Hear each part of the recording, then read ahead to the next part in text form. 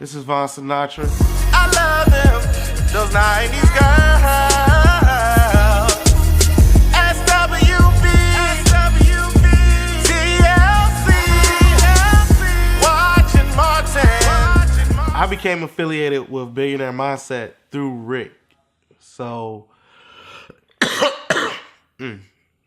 let's start with how I became affiliated with Rick, which goes back to me being actually affiliated with the Blade Runner Mafia. At the time, that's what it's called. Now it's just Mafia. But that's Pound Wallace or Arthur Wallace, whichever name he's going by today. That's the right. He's in the stew right now working. That's Big Bro. That's Noose, and that's King Mill. I had lived in this area previously and kept contact with them. Left this area, moved around a couple times, DC, back to DC, North Carolina, stuff like that, and came back here and got back in contact with my brother when I came back home. You know, essentially, yo, Pound, what you doing? DJ, what you got going on? And, you know, he let me know, you know, I'm still doing the music, bro. Just, you know, come through. So, came through. We wrote a couple songs the first night I was there. If people don't know, me and DJ, when we get together, we're both writers at the heart of us. So we write. Whenever we together, we just start writing.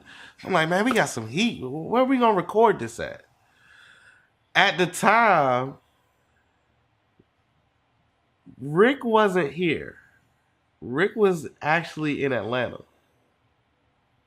Yeah, he was in Atlanta. But his studio was still here, which is named at the time Chop Shop. It was on Warwick Boulevard. So, Pound took me up there. He took me up there the first time, and his engineer, or really, I want to say, the only person I see actually equaling Rick in some things, his sidekick, Abstract, was in there. And me and Abstract started that relationship. And as him being my engineer, I was like, oh, man, this is dope. I'm not going nowhere else. I love it, you know. And then Rick came back into town to do something. And he heard Abstract in there working with me. And to me, I might have looked at it differently than probably they looked at it. But it was almost like engineers battling over me, because Rick was in the background telling them, nah, you need to do this.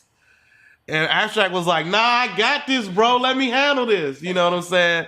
And so it was just crazy to me to sit. And in my mind, I'm like, well, both of y'all right. You know what I'm saying? And so that's how I met Rick. Okay. Now, Rick came back, and I'm still going to the Chop Shop. You know, Rick ends up moving. The Chop Shop ended up moving to 22 Research Drive. So Abstract ended up moving to Texas.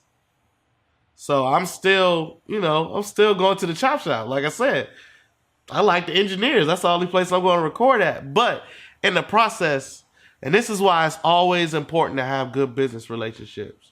When you do your business dealings, I feel like it's always important to do the right thing. What you know is right. Every time I came to the studio for Rick, I was on time. I had his money. I didn't gripe about what he charged. You understand what I'm saying? It was always a good business relationship. From day one, I asked him to do something.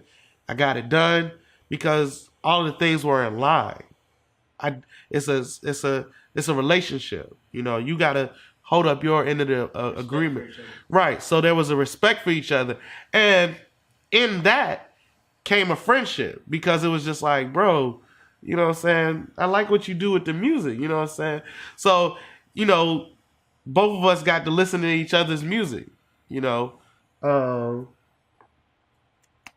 there, me and Rick built a relationship, started working together, not just on music, but just working together. You know what I'm saying? Like, just being friends, really. You know, hanging out, you know, building a team, doing concerts together.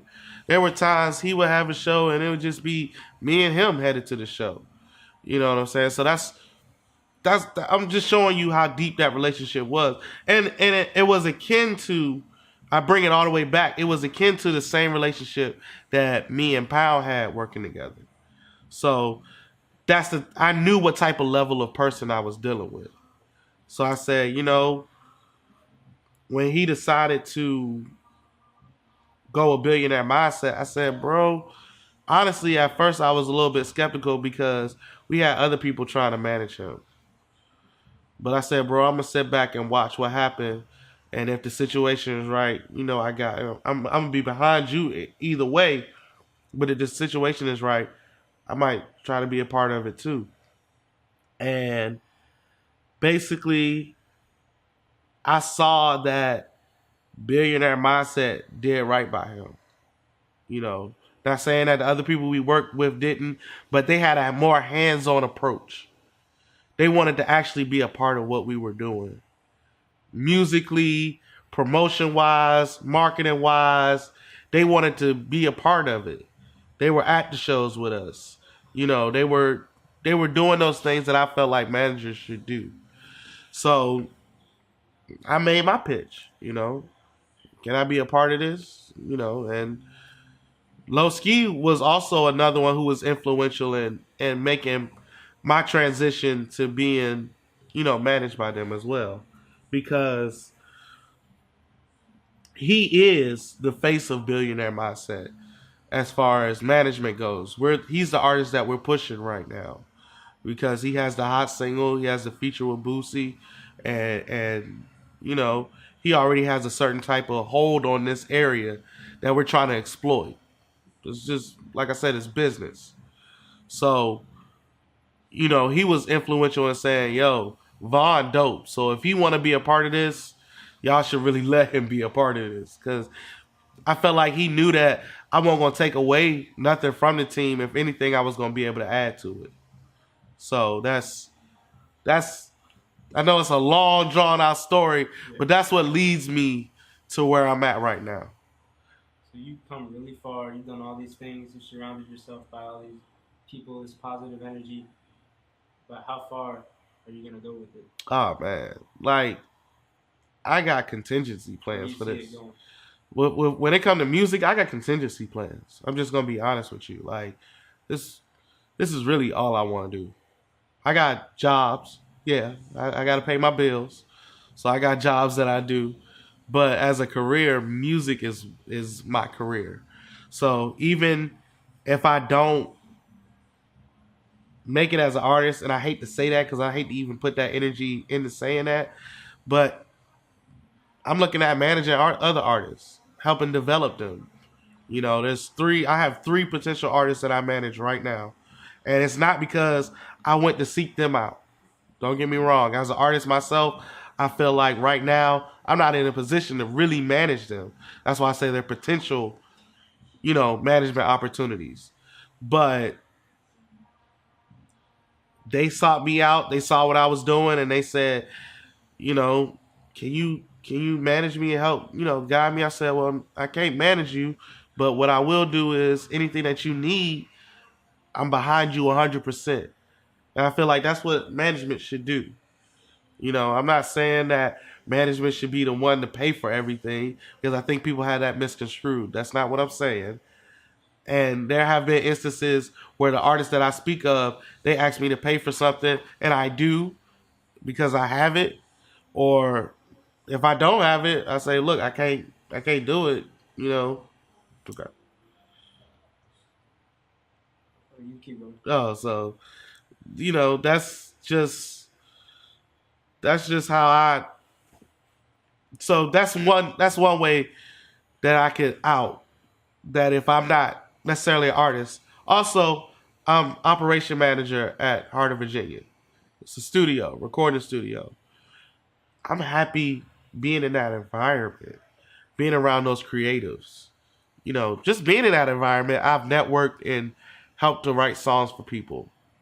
So if I don't become an artist, that's another avenue. So when you say how far can it go, I'm a creative. I'm not gonna stop doing this. No matter how much it may frustrate me, even if you see my scissor tweet where I say I ain't making no more albums and I ain't doing no more music, y'all can give me the camera on face like, yeah, you gonna do something. You know, you gonna do something with music. It's in me. I've been singing since I was 2 years old. Been rapping since I was 15. I ain't about to stop now. You know, it don't make sense.